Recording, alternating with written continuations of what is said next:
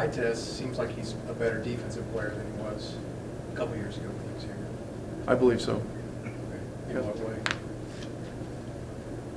Just overall, he's stronger, more knowledgeable. Thought he made gains last year playing with Portland. You know, during a recovery year, you know, at the beginning it's always a little tough, but then he worked his way and got his legs under him, and I thought he fought hard last year. The one game Barea played, he gave you guys a nice little boost there. What's kind of the thought process on, you know, when or what would have to happen to give him another run? He's available. He's ready to play. He's working hard to kind of continue his process of, you know, a 100% full recovery with conditioning and all that, which is, you know, it's a lot to ask when you're not playing. Talked to him a lot about it. You know, he says he's ready to go, and he and Courtney both are, you know, have been really important guys with the younger guys during games, and you know, talking to them about things that are going on, things that they should be thinking about, encouragement, and those kinds of things. But very, you know, not an easy job. Whereas in the big picture on threes, whenever you have a game with this group of players, like the Cleveland game, you hit 23s that night, and then you have a game like Thursday against New York where you shot 22% on threes. When you go back and look, is there a discernible difference in the kind of threes that you see that you're getting, and how would you characterize that, or is it just kind of a make or miss league thing? Yeah, there is. I mean, I didn't compare the game Thursday with the Cleveland game, Yeah. per se. But yeah, you know, the more we can move it and attack the basket on direct vectors, you know, you're going to get better threes that way. And you know, in the New York game, we got a lot of good looks. I didn't think we got a whole bunch of great looks, and so, you know, part of it was we didn't defend well enough. When you defend better, your looks are always going to be better because you're going to have more transition opportunities. And so, you know, our work on our defense continues. You know, we spent a pretty significant amount of time on it again this morning, and you know, Toronto is a very, very skilled team. You know, they've got experience. They've obviously got the championship experience, pedigree. They've got great coaching. They have great athletes, and so they're going to make it tough too. But a big part of the equation is, you know, we've got to inch our defensive numbers better, and it'll help our offense. You went through you won a championship in 11 and then went through some significant changes going into the next season. Toronto obviously has had some pretty massive changes. What are some of the challenges of doing that, achieving that, and then having to kind of build a kind of a new team? Well, they've added some pieces that I think fit very well. But, you know, other than, you know, losing Leonard, I mean, who else did they lose? They lost Green, I guess. But they were pretty well situated to fill those spots with younger guys like Powell and you know, Siakam had a tremendous year last year, but you know, now it's the table is set for him to step up into a bigger role, and he's jumped on it, and he's playing phenomenally well. And VanVleet's another guy that's very underrated, but not now. I mean, you know, now he's putting up amazing stats. He's a highly efficient player. He's tough defensively. He's smart offensively. He's a great penetrator, and he's a very, you know, obviously a very dependable three-point shooter. So,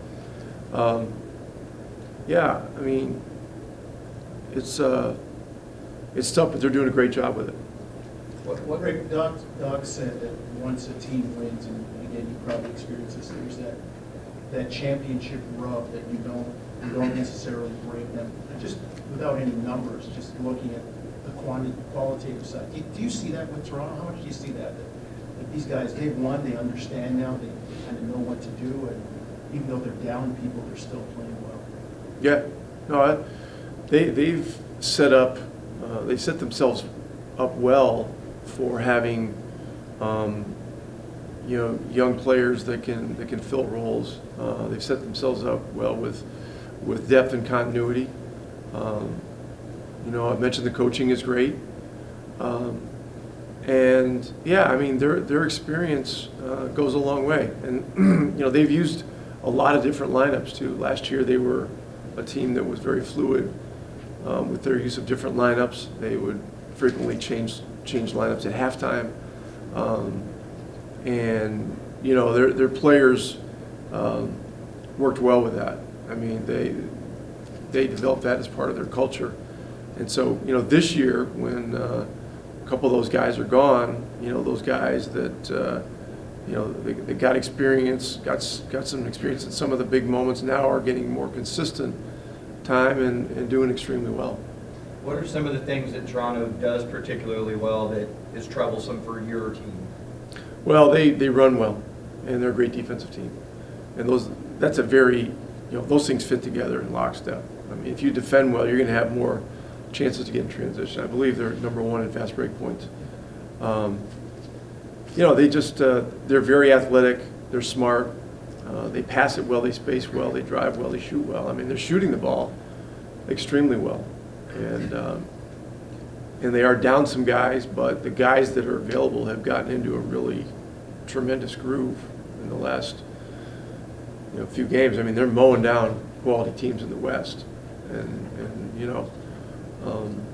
in a fashion that is pretty scary if you look at it and analyze it.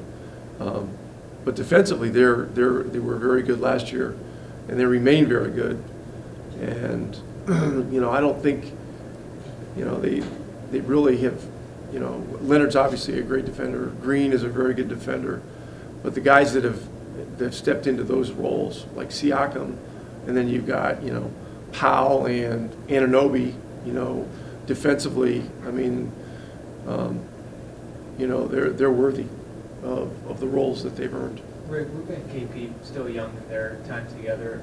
We see them on the road, hanging out together at home. Really, where'd you see them? Were you out with those guys? But at home, Yeah.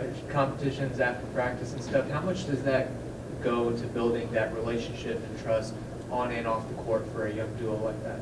Yeah, all that stuff is really big, and going through the competition and the tough games and, all the stuff that we've been through in a short period of time. We're 11 games in now. It's, one little more than an eighth of the season. But these things, they rack up quickly. Before you know it, we'll be sitting here in December, the middle of December, and it'll fly by. So, but yeah, those kinds of things, those intangible things, the time spent together on the road, time spent in the gym working on stuff, is invaluable. Is there anything back in your playing days with McHale and Bird and how they developed that relationship? They came in around the same time as well. What do you remember about that duo kind of building themselves up to be what they were? Well, a lot of it was some things were similar. In those days, the thing that was a big bonding thing was flying commercial, and all the time spent hanging out in airports, trying to kind of lay low over to the side together. It was time spent together in a different kind of setting. But I felt that in those days it was one of the things that brought teams together. That was unique and that we don't have today, and I'm not lobbying for it or anything like that. I want Porzingis and coach. Coach, yeah. Well, I flew coach a lot, as a rookie, and then, You know, I'd get bumped a lot, and a lot of times there was only 6 or 8 seats up there, so you know it was always by seniority. But yeah, but that was a big part of the culture league wide, and it's just something that doesn't exist quite the same way today. Rick, what would this homestand tell you about your team? Because these 4 teams have combined to win the last 6 NBA titles. Yeah, this is a tough homestand. There's an opportunity certainly to be home, but you know we've had hard games lately. This game tonight is another very hard game, and so you know we'll find out a lot. I don't know exactly what it will tell me or us, but you know the opportunity to compete at home in front of your fans, you know, on a Saturday night, it's a big deal. You know, it's a big opportunity, and we've got to be ready for that. Rick, do you see any Barea in VanVleet? I mean, maybe that's an oversimplification on my part. Point guard, undrafted, worked his way into a key contributor on a championship team. But is that a fair comparison? Yeah, it is. You know, VanVleet's just his ascent has been really amazing. You know how he's done it, and he's done it the same way JJ did it. You know, with hard work, persistence, hanging in there, taking advantage of every opportunity, and stepping up in big moments. You know, and so yeah, there are a lot of similarities. 2 special players.